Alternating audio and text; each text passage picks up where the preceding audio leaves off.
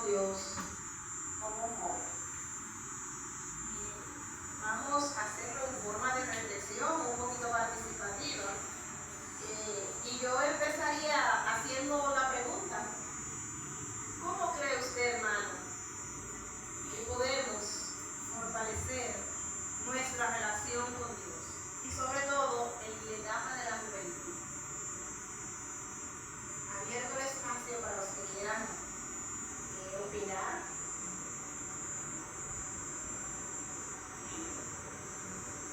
Permanecer en palabra,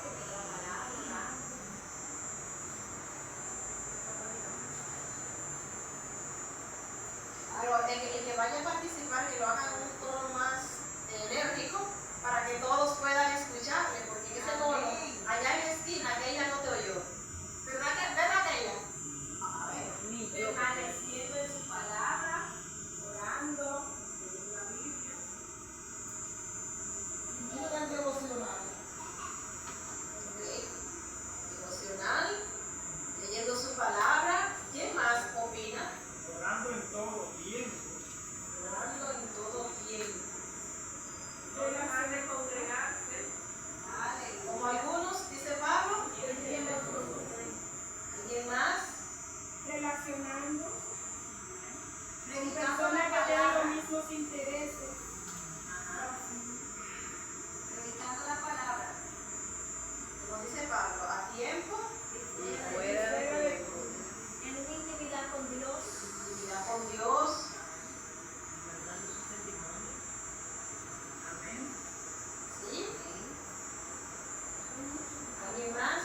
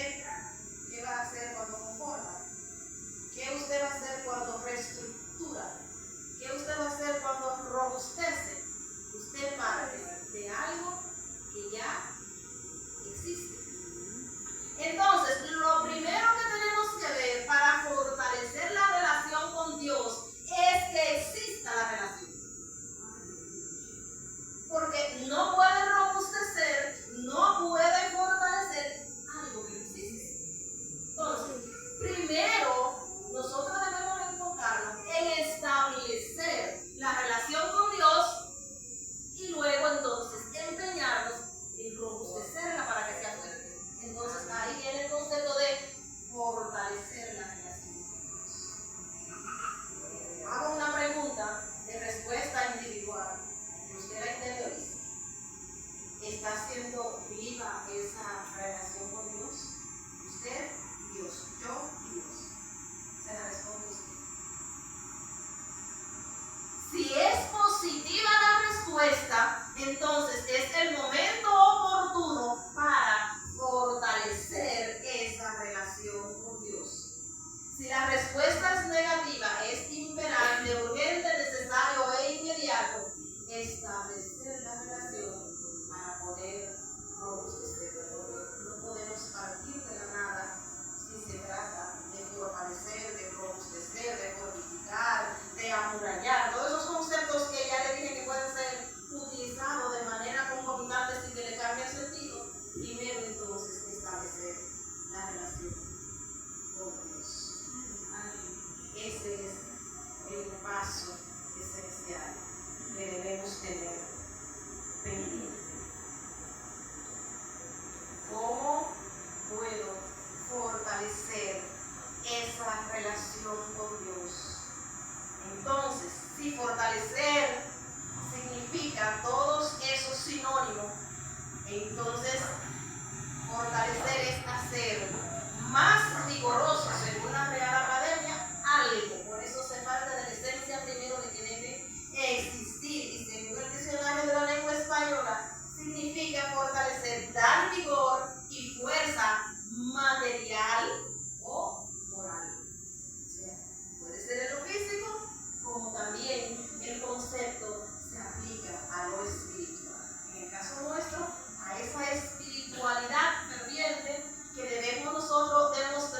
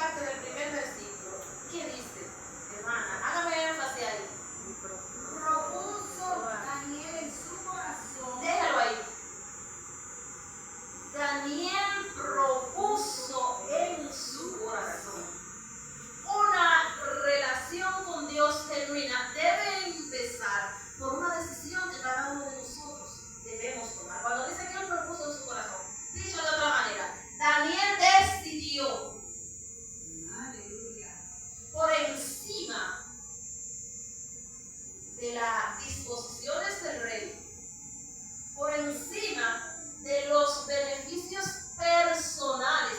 Oye, un esclavo, ahí dice que él no debía ni vino ni la comida del rey. Un esclavo tenía que comer atrás. Lo que pasa es que Daniel dice, si nos vamos al contexto bíblico, que cuando seleccionaron los esclavos de Babilonia, seleccionaron los selectos de los jóvenes, aquellos que tenían entendimiento en ciencia y que además eran sabios. O sea, Daniel estaba en ese grupo. Daniel no era un loco viejo por ahí. De esos esclavos seleccionaron, como dijeron ahora, la reina, para que eso vivieran como personas pertenecientes al palacio.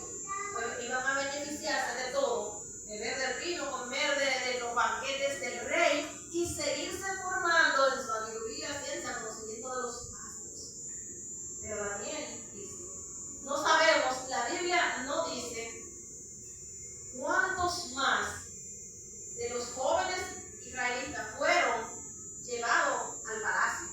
Menciona solamente a Daniel, a Ananías, a Misael y a Azarías. ¿Por qué? Porque estos fueron los que mantuvieron su testimonio de fe vivo en medio de un contexto que para nada les favorecía. En lo espiritual, aunque en lo material, oye, estaba por encima de todos los esclavos. No era tratado como esclavo. Pero dice ahí que él decidió no contaminarse. Jóvenes, mejor ejemplo que el que Daniel nos da. Propongamos que esa relación con Dios no sea afectada por falta de una buena decisión de parte nuestra. Amén. Vamos a proponer no contaminarnos de la comida del rey. ¿Y qué dice el versículo, la parte final? Sí, el versículo 9. Dice, y le puso Dios a Daniel en gracia Déjalo ahí. En gracia. y en buena voluntad. Oye, recibió la retribución de su decisión. Ahí tenemos nosotros que también pensar. Cada decisión que nosotros tenemos da como resultado una respuesta. Si la decisión es mala, pues la respuesta no va a ser muy beneficiosa. Y fíjense que las cosas que se pintan muy buenas pueden ser favorables al principio, pero el resultado final va a tener el impacto positivo. Mira el impacto positivo que tuvo de parte de quién? De Dios. Dice que Dios le retribuyó, lo puso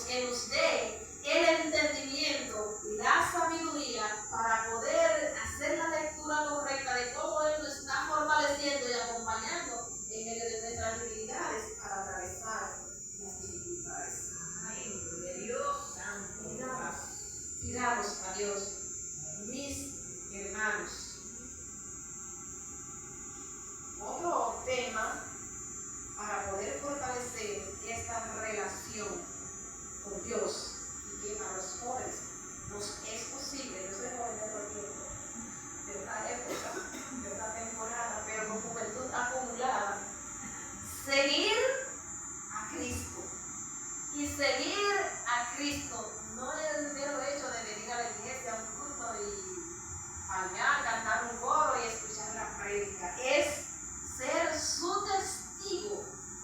¿Qué es lo que pasa? Cuando Jesús vino y anunció la buena nueva de salvación, todo el que creyó y confió, ¿qué hacían? Testificaban de las buenas nuevas de salvación y de lo que Dios había hecho en su vida. Eso es un reto que también tenemos nosotros hoy, ser testigo. Y ser testigo, Pablo dice, también nos manda a ir y predicar el evangelio, pero también nos manda a ser discípulos, pero también nos manda a ser ejemplo en todo, en palabra y en conducta.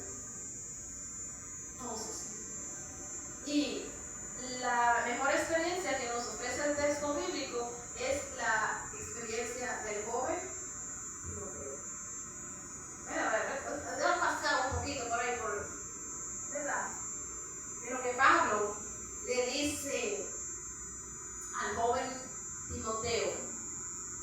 Pablo le dice a Timoteo, y vamos a leer aquí un poquito de manera detenida, en la primera epístola de Timoteo, en el capítulo 4, a la altura del 12, nos dice: ninguno tenga en poco tu juventud, sino sé ejemplo de los creyentes.